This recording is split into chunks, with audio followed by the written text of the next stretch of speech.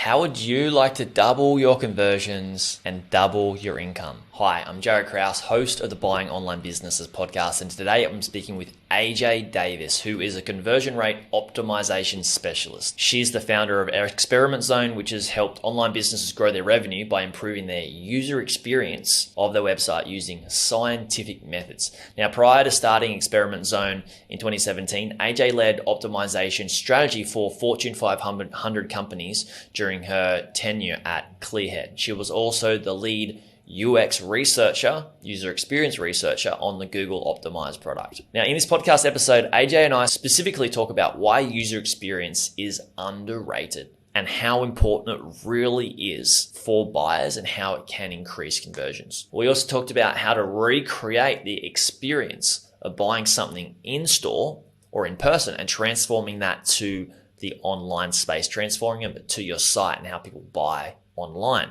through your business. We also talk about what type of research and development you can do to get accurate data using science of how users like to go through their buying journey, using accurate data and then transforming that into A/B testing pages and using the scientific data to make sure that the user experience is improved again and again and again and again with using A/B testing pages. We talk about what they are. We also talk about what most e-commerce product pages should prioritize in terms of what should be at the top of the page, what should be below the fold, and what are the key things that buyers love to have. Is it images? Is it free shipping?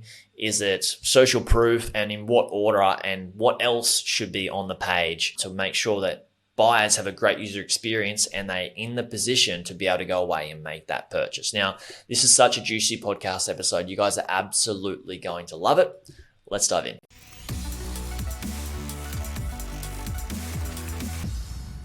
Hello, AJ. Welcome to the Buying Online Businesses podcast. Hey, nice to be here. I'm looking forward to this chat because I am super into buyer's experience and going through a buyer's journey. And what's hugely incorporated that is in the user experience of a website. And we're particularly, I guess you're normally working with e-commerce businesses, but I want to ask you, why is user experience so important? What are some of the main things that we should be thinking about with user experience? I mean, there's two parts of every piece of technology, right? There's what we've built and then it's what people see. Mm-hmm. And so often we forget the human element and user experience is bringing that to the forefront. I came into this world because I was an economics student and we were taught people behave certain ways and all our models break down because people don't behave that way. And in the real world, user experience plays the role of figuring out and translating what do people really do and how does that intersect with the technology we're building. So what it means is that we're really taking into account how people act, how they behave in the real world, so that we're not just designing what we think will work, but what we know will work. This is a huge conundrum for most businesses because normally they start out with the goal in mind of making money and forget that we're actually selling products and services to human beings here.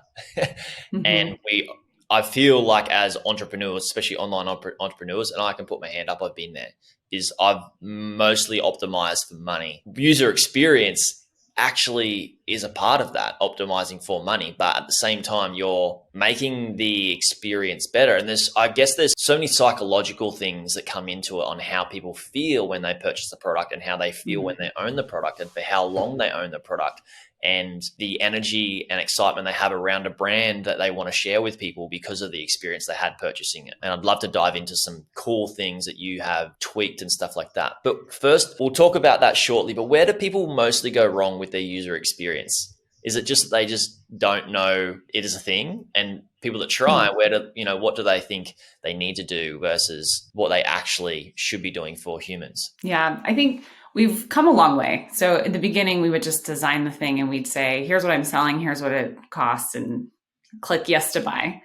And I think we've matured beyond that to including, things that make you feel a certain way or understanding, the context of the person. But there's still a big gap between the ideal persona and how we think they'll behave and then how they actually act in the real world.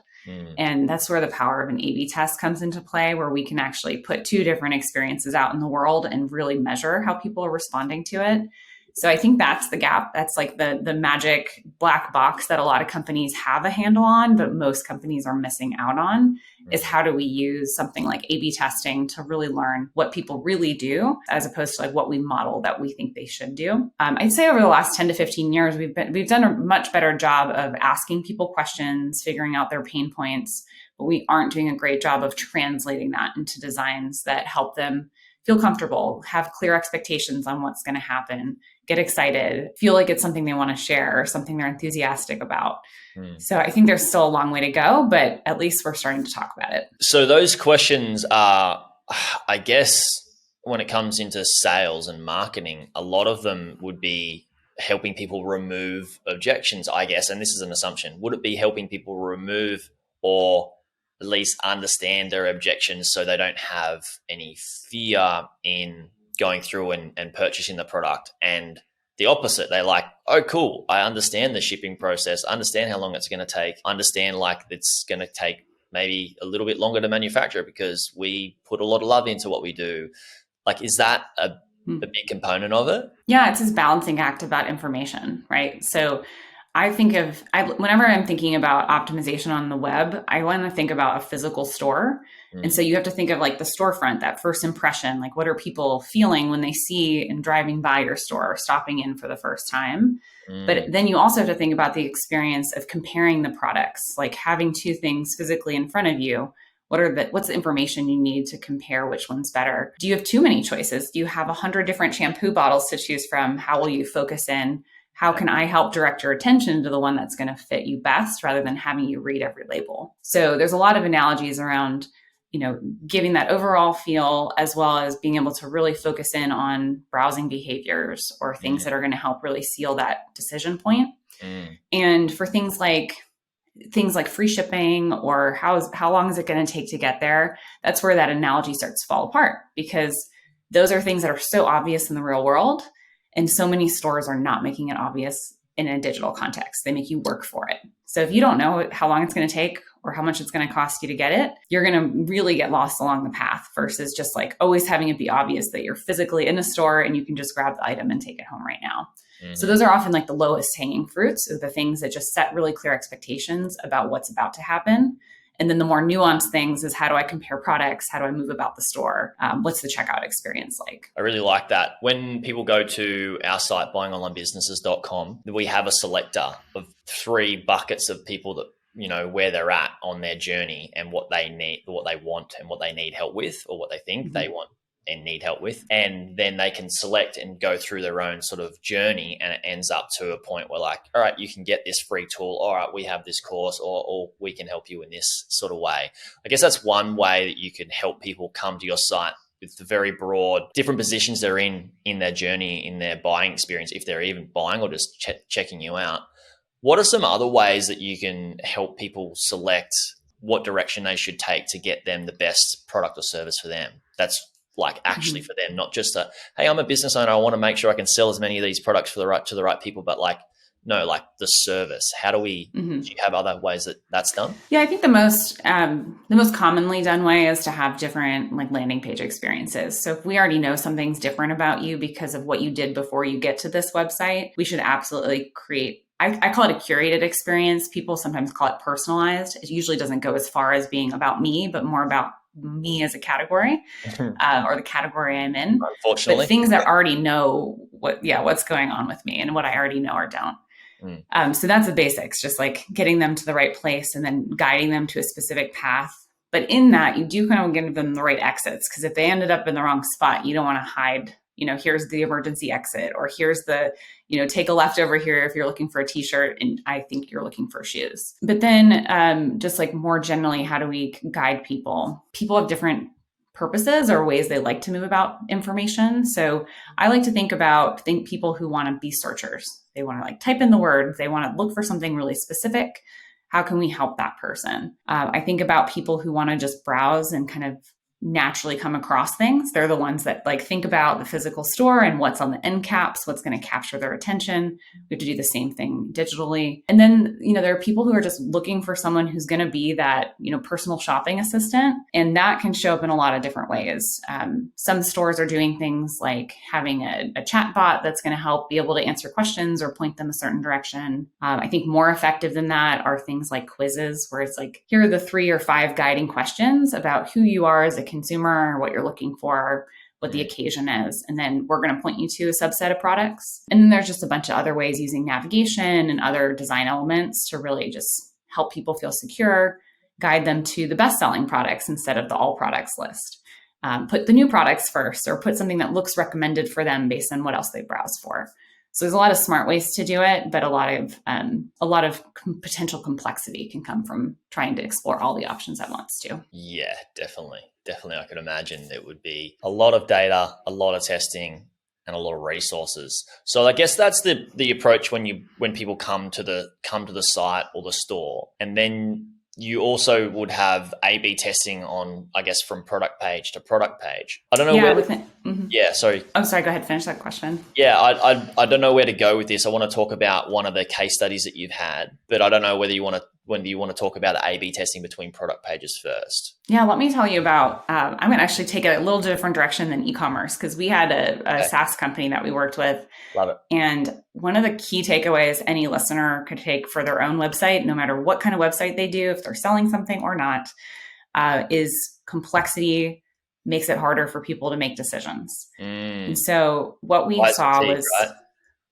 simplicity is good, but you have to get to the right kind of things that are simple. So putting the wrong simple things on isn't any better than having it be buried, the right information buried. So we worked with a client where they had a landing page that was really curated for the moment that audience was in their buyer's journey. So they had some context, they were looking at some competitor information, and they kept adding more information to it. They had product features, they had differentiators, they had what to expect in the demo meeting, they had testimonials, they had it all. They had a page that looked like one of those templates you find for what an ideal landing page should look like. And we kept exploring, how do we simplify some parts of this page, or how do we make sure the value propositions are just right? And so it was a lot of things we were adding to the page or modifying on the page, but not reducing on the page. And we thought, we were expecting a lot of that to really make some difference, because we often see if there's something missing that we get some added benefit when we add it back. But what we found is that over and over again, adding things to the page was adding either negative impact to conversion or just wasn't really changing things at all. Like people just weren't reacting to it. So we decided to do some qualitative research, because sometimes you don't know why people do what they do, and so you've got to ask. And we studied their sales team, and we said, how do you guys close the deal? For this point, like if you were talking to this person in real life, what is the conversation like? Where do you start the conversation? What kind of questions come up? Where do you end the conversation? Awesome. And as simple as it sounds now, we just took the answers that they gave us. We took here are the 3 things that we say in the last conversation. We built a page that highlighted those 3 things, as well as like a confirmation of the answers that they would go through in the sales process. And the conversion rate doubled overnight. So we got rid of everything and we just focused on like 3 key pieces of information. But getting to that key information was hard. And we know we got it right because it aligned with what existed in the real world. Because people that, if they're going to do phone sales or close people in real life, they still have to go through jump over the same hurdles to get to them to make a purchasing decision, whether they're in the store, on the phone, or on the website. So I guess you kind of took the offline experience and brought it on to have it be a digital experience. Is that right? It is, but we still then led them to that sales conversation. Yeah. So it wasn't a disconnected experience where it was just online or just the conversation with the sales rep. It was both. It was leading to that conversation. And we see this play out a lot. So what we find is we as business owners or as designers think we need to give the piece of information once because they're at this point in the journey. This is what they need. And in practice, they need the most important information at every single step of the journey. That's why you see free shipping messages on every single page in e-commerce, because it matters. People forget, they get distracted, they start doubting it, and they just need that reassurance of those like key pieces of information. Yeah, the shipping thing is like probably the most important piece of data, really. Mm-hmm.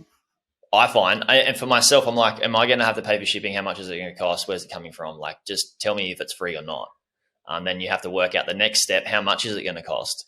Even though that shipping might not be a whole lot of money, but it's still, oddly enough, something that we think about, right? Tell me what, like, I'm very curious. I want to dive into this work that you did with this SaaS company. So you did basically some R&D with the team to work out what other things or objections that people need to understand or overcome to get to the point where they're ready to have a sales call and then go the next step. What other work did you do to help with the user experience, to help them get to maybe a sales call, or at least just be interested enough to consume their content for another couple of months before they do make a decision? Yeah, I think there's a couple of things that we explored with them. So one is the path of the experience. So what pages do people need to see that already exist, and how do we help guide them through that journey? It's an often misstep, and it's the content already exists, but let's make sure we're pointing them in the right direction at the right moment. So that was a really critical part of our testing roadmap. Then the design within each of those pages. Do we have the right message? Are we showing enough social proof? Do we have the right CTAs in the right places so people are drawn to taking action? And then once they start to take action and they're filling out a form, are we balancing how much time it takes or what the experience of filling out the form is like with the ultimate conversion?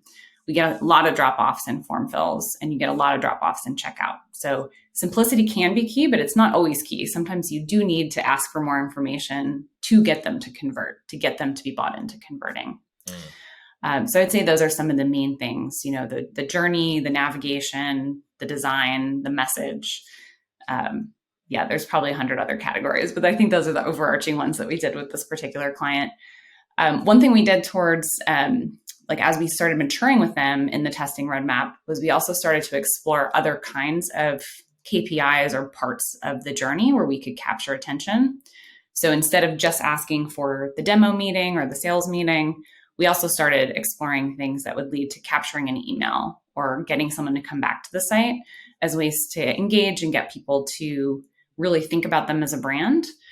It's more complicated to attribute to revenue, but it's actually super impactful to the business because you can grow the list, you can grow the eyeballs and grow the awareness.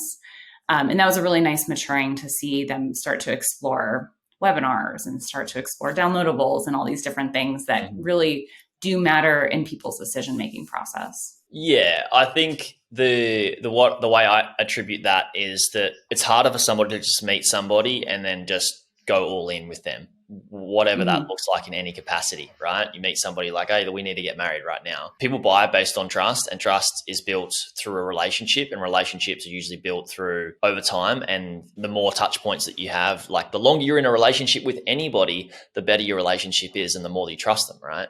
So I'm big about getting people onto your email list and just giving them content, giving them value to a point where, like, hang on, like these guys are doing so much good stuff. How can we not get on a demo call and see if they can help our business? It's a bigger expense because you're playing the long game, but I believe playing the long game is really good. That can add to your revenue in the long run and increase your conversions as well. Right. So in the lifetime value. Right. Yes. So if somebody's coming back, they see you as that source. And so at every moment now and in the future, when they need something related to what you do, they're going to think of you or connect you with someone else who's looking for that same service or product. Our business here at Bob, we have a membership where people will come in and they'll learn how to buy a business, and they'll get our help looking over deals and stuff like that. And then they might go through a period of their life where, like, I actually got crazy family period and all this stuff that's going on. They might just pause or just leave for like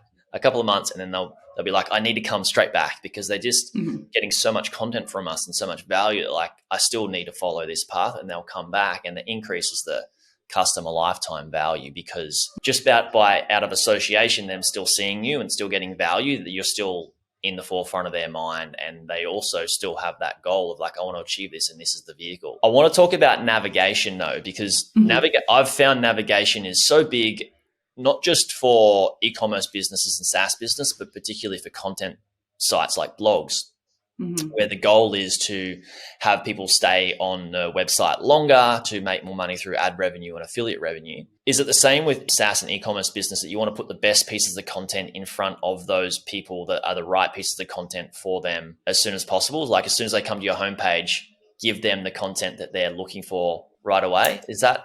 Yeah, that's interesting. Yeah. So I would say we generally don't want to take people from a homepage on e-com to a blog. Yes.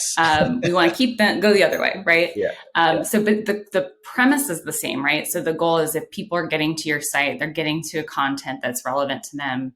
We find that there's a lot of opportunity to make it easier to go between parts of the site. So we're often working on taking a blog post or design and helping get to the product or promote the product in the right way, where it's transparent what you're doing, but you're not making them work to figure out, great, I found this article. It talks about solving the problem I have, but where do I go next? Like, how do I actually buy this thing they're talking about? But if I think about that same question of like relevant content, one of the things that we see work over and over again in e-commerce is actually taking products, like specific products the business has picked out or an algorithm has picked out, that's here's recommended for you, or here's the top 10 best-selling products on the site right now. And instead of pointing people to this idea of we sell pants, you show, here are the top 5 pairs of pants that are selling right now. And people click on those more, they're more likely to get in there and start browsing for it. And they're ultimately more likely to order it. And so we're always talking about bring the product up, bring it up the page, bring it to the forefront, like give people something that they can really hang their hat on as this is a specific product rather than a category. And so it's the same as I would imagine with blog posts or other kind of content where you don't necessarily want them to be like clicking through and narrowing down too many times, but instead, here's a really juicy piece of content that's relevant to me right now. Let me click on it and get reading. Yeah, it's kind of like the minimal amount of clicks to get people. This is what Google's goal is and what our goal is. Just give me the thing that I need as soon as possible right now. If I could, don't make me scroll for it. Yeah, right. Yeah, put it right up above the fold. Don't make me work too hard. I when we're doing due diligence on a business, particularly e-commerce business, I like to ask people what are their top 5. What's the business's top 5 best-selling products? And working out like what are they doing with those products. And one of those things is putting them up on the top, in the very visible vision in the site to make sure people know like these are the ones that people are buying because they're the best. Maybe check out them first. If they're not for you, then fine, we've got a big bunch of other pants we've got, right? And coming to the navigation though, one of the lowest hanging fruit, if anyone listening to this has a website that sells products, go to your site and put a bestsellers category, in the navigation. A lot of times stores are thinking about the navigation being category driven. Here are the pants, here are the shoes, here are the accessories. But if we can first start with bestsellers, people are always looking for that. It's persuasive. It helps focus their attention on specific things in a narrower set of choices. And we always see that increased conversion. So go do that if you're not doing it yet. I love it. I'm curious about the R&D that you did with this SaaS site, SaaS business, and speaking to their team.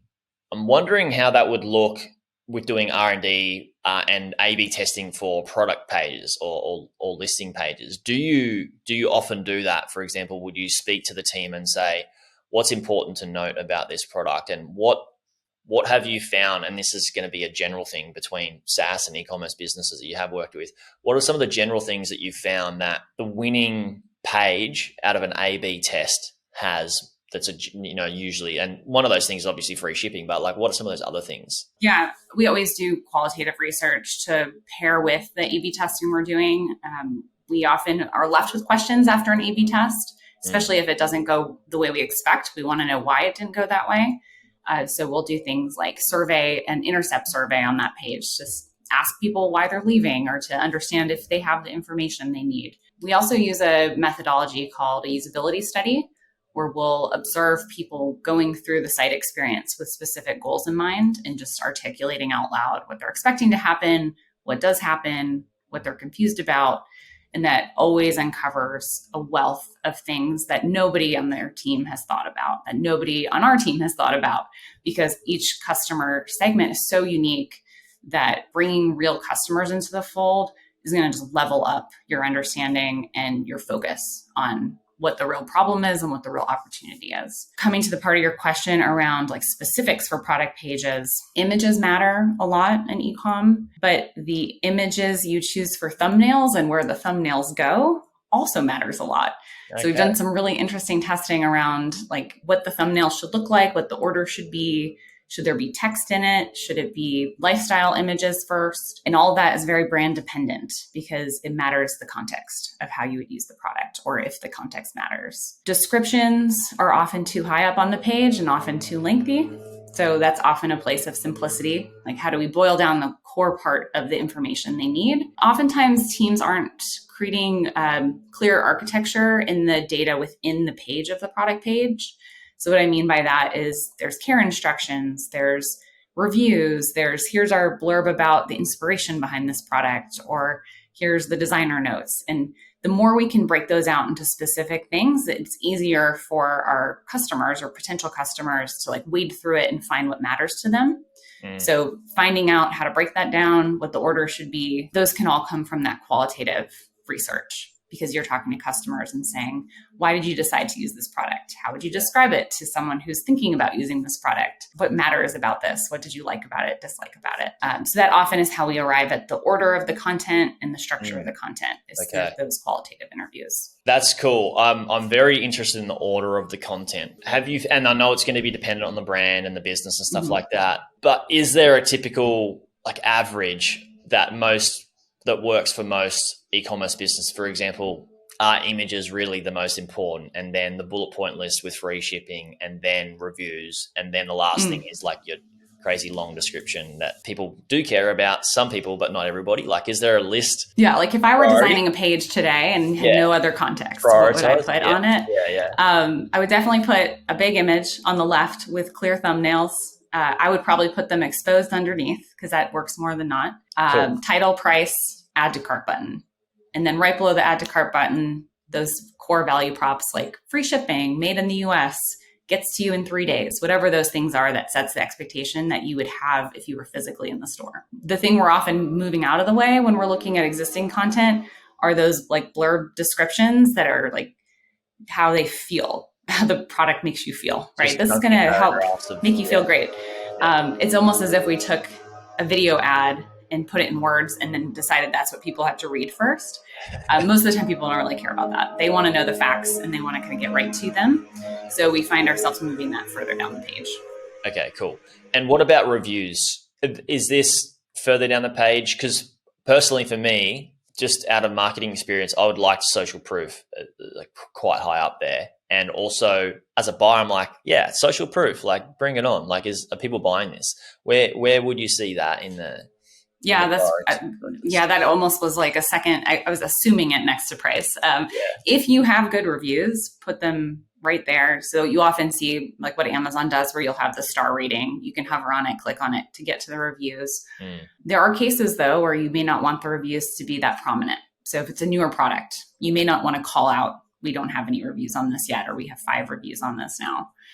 So that's where we want to use other types of social proof. So we've had clients where we'll introduce a visual design treatment of a quote, which is the same as the testimonial or review, but we showcase it. We showcase the product next to it, so it presents as more of a story than here's 100 people validating it. So it's a choice you have to make as a business: is do you have enough reviews, and if you do, show the quantity.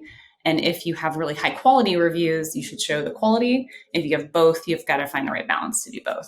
Yeah. But social proof absolutely matters. Love it. AJ, thank you so much for coming on. I really appreciate it. You've got a wealth of knowledge in this. Where can people find out more about what you're doing? Yeah, they can find us at experimentzone.com or look me up on LinkedIn, AJ Davis. Awesome. Thanks so much for coming on. Guys, thank you for listening. For those who are listening that know somebody with an online business that is wanting to have a better experience for their customers, which is a win-win because it's for the customers, clients, and for the business, make sure you share this podcast episode with them.